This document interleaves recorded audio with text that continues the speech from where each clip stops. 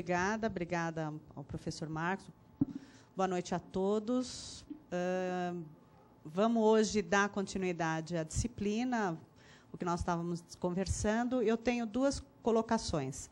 A primeira, não saiu ainda, até onde eu pesquisei, que nem eu falo para vocês, eu sempre dou uma olhada antes de sair, a resolução sobre a identificação do médico auditor em negativas de atendimento. Ainda não temos isso lá no Conselho Regional. Colocado, que vem do CFM, lembram da última aula. E também a guarda de prontuário que ficou, nós ficamos com uma pendência sobre guarda de prontuário, e realmente a guarda de prontuário são 20 anos em papel, em maternidade são 21 anos por causa do Estatuto da Criança e do Adolescente. Tá, você vai poder pôr em meio magnético, mas em meio magnético é uma outra característica. Vamos falar de meio papel, porque a gente está falando para o Brasil inteiro. Vamos continuar, então, a minha aula. Onde ela está? Por favor. Eila. É isso aí, obrigada. Métodos e critérios de auditoria de enfermagem, métodos e critérios em auditoria médica. Eu vou repetir, nós já tivemos essa transparência, esse slide, na primeira aula. A auditoria é uma ferramenta de gestão. Essa pergunta está para vocês responderem, então, por favor, ela é uma ferramenta de gestão se você conseguir encará-la de uma outra maneira e não só daquela que nós ficamos conversando tanto de ficar contando bolinha de algodão e visita médica, vocês lembram disso. Então, a auditoria é uma ferramenta de gestão para diagnóstico de situações dentro do sistema de saúde, com vistas ao seu aperfeiçoamento. Não esqueçam disso. O auditor não é só aquele ser chato. Ele é chato, muitas vezes. Mas ele também, o trabalho desenvolvido tem uma visão de aperfeiçoar o sistema. Quais são os objetivos da auditoria em saúde? Apuração de qualidade dos serviços. Se a gente encara a auditoria como ferramenta de gestão e se a gente encara a auditoria de uma forma maior, se a gente olha a auditoria como um processo em que você utiliza a possibilidade de auditar, né? Audire, de lar, ouvir, né? Audire vem do latim, de ouvir, de verificar o que está acontecendo, você pode melhorar a qualidade dos serviços prestados. Lembro daquele exemplo que eu dei da clínica de fisioterapia que não tinha rampa, né, que nós fomos descobrir isso realmente foi uma falha na época que foi feito o credenciamento. Então, é uma das possibilidades em auditoria que você pode fazer das visitas em loco que nós já discutimos. Mas eu vou focar hoje muito mais a parte de auditoria de contas, que eu sei que é o foco principal, que quando a gente fala de auditoria em saúde, a gente está sempre pensando em conta médica hospitalar. Apuração dos aspectos estruturais das diversas instituições de saúde contratada.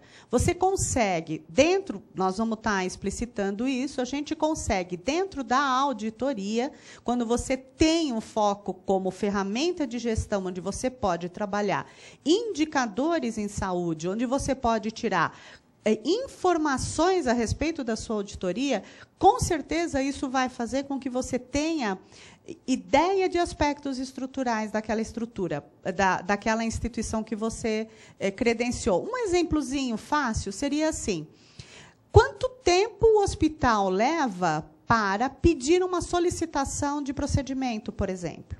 Porque existe uma discussão muito grande assim. O usuário geralmente reclama que demora muito para conseguir liberação. Só que o usuário não percebe que o hospital demora, às vezes, 2 a 3 horas para solicitar a liberação do convênio. Mas a culpa sempre é de quem? Do convênio, claro. Aí, também, vice-versa ao contrário, que é o quê? Brincando, né? O vice-versa ao contrário. O próprio convênio, a própria operadora de saúde, recebe a solicitação de liberação e tem um tempo muito grande para dar o ok sobre alguma coisa. Isso também, para quem é da estrutura hospitalar, é um drama, porque às vezes você tem uma família, você tem os médicos, você tem todo mundo solicitando que um procedimento seja liberado muito mais rapidamente e a operadora demora. E ela demora por quê? por problemas internos, porque é uma característica dessa operadora, ou porque existe algum problema do sistema, existe algum problema técnico, ou qual é a dificuldade? Quando você também trabalha esses aspectos, e não só aspectos contábeis, você consegue entender o que está acontecendo. Então, é muito comum a gente perceber que o usuário faz uma reclamação e que a dificuldade foi do hospital e não da operadora. Eu escutei um caso desse hoje, que a usuária estava reclamando que nós não tínhamos liberado uma cirurgia de ATM, de articulação temporomandibular, que requer material especial caro. Então, houve uma reclamação, porque nós temos a gestão da reclamação lá no trabalho. Aí, o que nós fomos perceber? O hospital mandou o pedido dia 4, é verdade. Hoje é dia 21, né? Isso aconteceu ontem. Ó, é verdade, então temos um delay muito grande, nós temos um espaço. Só que o que aconteceu? O hospital mandou simplesmente a solicitação médica da cirurgia. Ele encaminhou o pedido de material? Não. Ele encaminhou o relatório médico do paciente? Não. Então, a culpa é da operadora? A culpa não é da operadora. Só que, no momento em que não teve essa liberação, ficou muito claro para o usuário o quê? Que foi a operadora que não liberou. Então, quando a gente consegue... Isso foi um caso extemporâneo, não é toda hora que acontece isso. Mas é importante também a gente verificar, porque a gente tem que ver aonde tem os gargalos. Então, existem hospitais que têm gargalos que demoram para pedir as solicitações. E tem operadoras que demoram para resolver. Isso a gente consegue, no sistema de auditoria, perceber muito claramente. É só conseguir planilhar, né? Que nem eu brinquei com vocês, não precisa de grandes bancos de dados. A gente precisa... Uma planilhinha de Excel está de bom tamanho, onde você consiga começar a colocar os seus dados, o que acontece para gerar seus indicadores. A auditoria pode fiscalizar? Também pode. Não é o foco principal, mas também pode. A auditoria faz uma regulação do processo saúde? Faz. Com certeza. A visão de regulação é muito mais uma visão das operadoras. E essa palavra regulação, gente, ela vem muito do SUS. Quem lida, conhece um pouquinho de SUS, sabe que a gente tem as centrais de regulação do Sistema Único de Saúde, que basicamente trabalham como? Elas têm o controle, né? Elas conhecem onde são a referência e a contra-referência, quer dizer, onde você vai encaminhar, aonde tem vaga, para onde vai aquele usuário, até para ele não ficar perdido no meio do sistema. A regulação na saúde supletiva, ela opera um pouquinho diferente. Você até coloca para que o usuário tenha uma opção mais satisfatória, com patologias de maior complexidade. É importante a operadora também colocar o usuário em locais que tenham uma expertise de determinados procedimentos, principalmente procedimentos de alto custo. E, principalmente, mais do que o alto custo, né? Porque, se eu falar alto custo, vai todo mundo falar assim, ela só está pensando em dinheiro. Não, alta complexidade. São os de alta complexidade, que necessariamente podem ou não ter um alto risco, que são, basicamente, da alta complexidade, que é uma definição de SUS também. Então, assim, eu que sou uma auditora SUS e uma defensora de SUS, assim, extrema, e conheço bem os mecanismos, eu sempre falo assim, o SUS é um grande sistema de saúde, nos termos conceituais, na colocação, e muita coisa que o SUS já faz, nós podemos, na saúde supletiva, fazer, nós não temos que inventar a roda, ela já foi inventada. A gente pode usar muito das ferramentas que o SUS usa, aprimorando o que nós temos para fazer.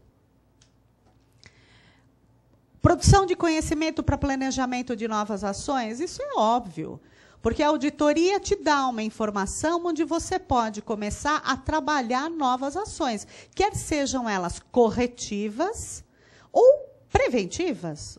Godete, o que é ação preventiva? Bom, se eu já sei que determinado hospital eu tenho problema na liberação de material, eu já vou trabalhar diferente com aquela estrutura. Eu vou me antecipar ao problema que eu possa ter. Tá? Isso são ações preventivas. Eu brinco que no inglês tem uma palavra chiquérrima que fala assim, damage control. Chique, né? É controle de danos, controle do problema. Mas a gente tem condição de fazer isso quando a gente já sabe que pode dar um problema e a gente se antecipa em resolução. No seguro, é muito comum acontecer isso quando a gente trabalha com reembolso. Reembolso é um lugar muito sensível para a gente ter algumas dificuldades com os usuários. Então, existem alternativas, existem ferramentas que a gente pode usar que a gente faz o damage control, você faz o controle do dano, para que você não tenha um problema que você pode prevenir. Nós vamos otimizar recursos em saúde com a auditoria? Vamos. Porque o problema do auditor, que é o que eu tenho dito sempre, é o que nós queremos em termos de auditoria? Nós queremos o gasto correto, o chamado bom gasto. Mas o que é o bom gasto? O bom gasto é o gasto que você vai fazer na assistência à saúde que vai resolver o problema do paciente. Ou, afinal das contas, não é esse o nosso negócio? Esse é o nosso negócio. Então, o bom gasto da saúde é o que você resolve o problema do teu paciente. Da melhor maneira, no melhor custo, com a menor despesa possível. Isso é importante. Quais são as habilidades do auditor? Ele tem que ter uma postura positiva, cordial e proativa? Pronto. Gaudete e o mundo da fantasia. Não. Não é o mundo da fantasia. Isto não é o mundo da fantasia. A postura positiva é: eu vim para resolver o que eu preciso resolver. Isso é postura positiva. E não é chegar no hospital, operadora levando auditor para o hospital, e o hospital indo na operadora. Ter uma atitude que a gente chama de preconceituosa. O que é uma atitude preconceituosa? Eu costumo dar o seguinte exemplo, e eu sempre dá briga com essas brigas, sempre boas brigas. Quer ver um preconceito legal? Todo hospital enxerta itens nas contas. Isso é preconceito. Nem todo hospital faz isso. Alguns fazem? Ok, alguns fazem. Mas você não pode simplesmente colocar que 100% fazem. Você não pode virar e falar assim: toda operadora quer cercear o atendimento. Todo auditor quer cercear o atendimento. Todo auditor quer fazer isso? Não. É a mesma coisa que você virar e falar assim: todo funcionário público é folgado. Não é verdade. Porque se todos os funcionários públicos fossem folgados, o país não andava. E o país anda. Tá certo? Então, assim, existe uma coisa muito séria que é preconceito. E o preconceito de que você vai chegar numa estrutura e que essa estrutura está te lesando. Se você vai com o pensamento de lesão, você tem uma dificuldade muito grande de lidar nos processos de auditoria. Então, você tem que ter uma postura positiva, tem que ser cordial. Cordialidade chama-se educação. É que eu achei muito feio colocar assim, educação. Porque você entra na casa de alguém, se eu for na casa de um de vocês, eu vou entrar, vocês vão falar: pode entrar. Eu vou sair da sala, vou na cozinha, abrir a geladeira e falar: o que temos para comer? Não vou fazer isso, né, gente? Eu tenho educação. Então, o que é educação? Educação é isso. Você está entrando na estrutura da outra pessoa. Se você é o auditor da operadora, se você é o auditor do hospital, você está entrando na estrutura do outro. Então, você tem que ter educação. Você vai falar bom dia, boa tarde. Não vai falar boa noite, porque a auditoria se faz em horário comercial, né? Por favor. Bom dia, boa tarde. Eu sou a fulana de tal, eu sou fulano de tal, aqui está a minha apresentação, está o crachá da empresa, e você se apresenta. Antes disso, a tua empresa te apresentou. Porque se você... Isso é uma coisa que tem que ser feita. Se você vai... Nós já discutimos isso, se eu não me falha a minha memória. Você tem que ser apresentado na estrutura. Tanto faz se você é da operadora e vai para o hospital, ou se você é do hospital e vai para a operadora. Porque se você marca uma reunião na operadora, eu também quero saber que aquela pessoa que está vindo daquele hospital, ela representa aquele hospital e ela tem condição de negociar por aquele hospital. Porque também não me adianta nada numa discussão de glosa, numa discussão de divergência, eu receber um funcionário que não tenha poder de decisão. Isso é uma coisa muito séria quando a gente lida com glosa ou com divergência. Eu preciso de pessoas que tenham poder de decisão. Quando eu vou para a estrutura hospitalar, é mais sério ainda, porque eu estou adentrando num lugar que eu não sou médica naquele lugar. Eu sou auditora, eu não sou médica assistencial.